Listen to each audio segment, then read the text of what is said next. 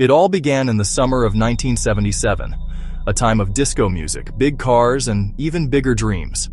We launched two spacecraft, Voyager 1, Voyager 2.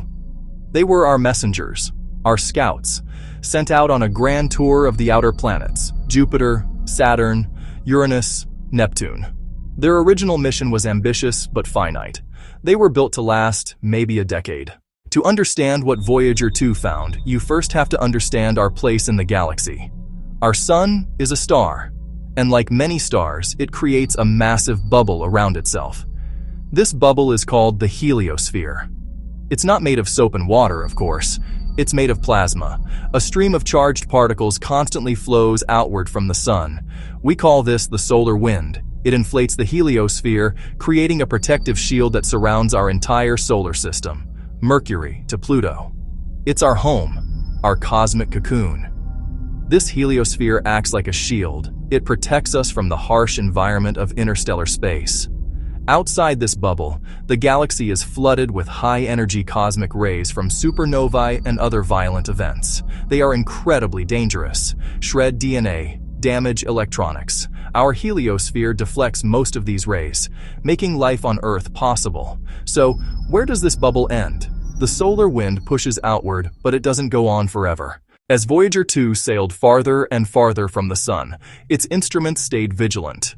They were constantly measuring the environment around them, the number of particles, the strength of the magnetic field, the temperature of the plasma. For years, the readings were relatively stable. But then, in late 2018, something began to change. The instruments started to detect a shift, a tremor in the cosmic forces. It was the first hint that Voyager 2 was approaching the edge, like tasting salt in the air. The first major clue came from the cosmic rays. As it neared the boundary, the count started to climb. First a little, then a lot. The spacecraft was moving out from under the sun's protective umbrella. The shield was getting thinner. They knew the crossing was imminent. Then it happened. On November 5, 2018, Voyager 2 crossed the line. It wasn't a slow, gentle transition. It was sudden, abrupt.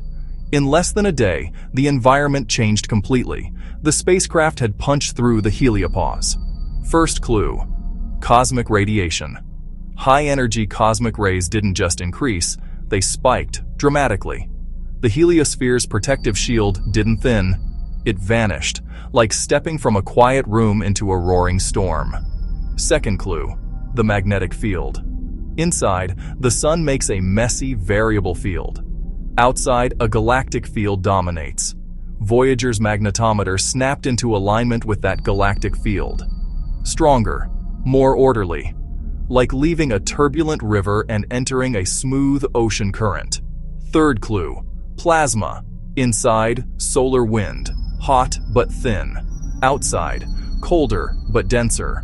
At the boundary, Voyager 2 detected a sharp increase in plasma density, denser and colder than models predicted. Together, they gave the impression of a wall, a physical dividing line at the edge of our solar system.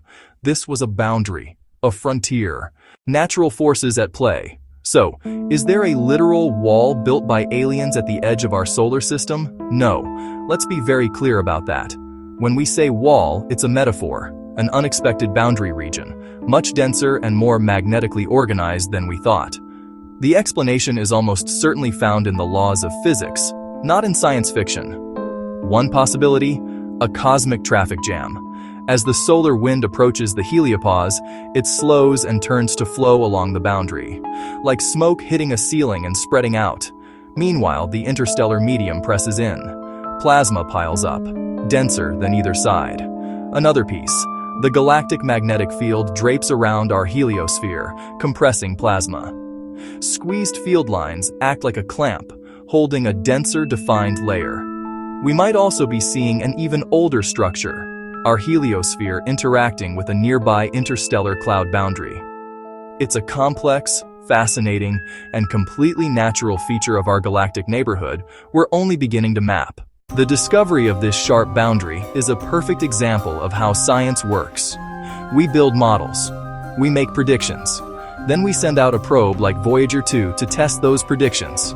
And sometimes the universe says we're incomplete. The boundary is thinner, denser, more magnetically organized than we predicted. This isn't a failure. It's an opportunity. New physics to be learned. Our simulations must be updated. Neutral hydrogen, magnetic draping, compression, modeled with more precision. 2 probes matter. Different places, different times, different solar cycle phases. Voyager 1 lacked a working plasma instrument. Voyager 2 provided the crucial density spike. 2 data points are a game changer, hinting the dense layer is widespread. Why is there a wall of hotter plasma just inside the boundary? Why a dense wall right at the edge? The Voyager data is a cosmic riddle that forces us to rethink plasma and fields on immense scales, and to rewrite our textbooks. The story of Voyager 2 is a story of exploration, and the discovery of this cosmic wall is not an ending. It's a signpost. It points the way forward, to mysteries at the edge of our solar system. The Voyagers are precious, 2 tiny pinpricks on a boundary billions of miles across. We need more data. We need to go back. The next logical step, a dedicated interstellar probe, faster than Voyager, with far more sensitive instruments, measure plasma, particles, and magnetic fields with unprecedented precision. Tell us how thick this wall is, what it's made of, and how it changes. Keep an open mind. Follow the evidence, even if it leads to uncomfortable places. That is the spirit of science. That is the spirit of exploration. Embrace the mystery. The cosmos is more complex and wonderful than we imagine. The journey never ends, and that journey is ours to keep.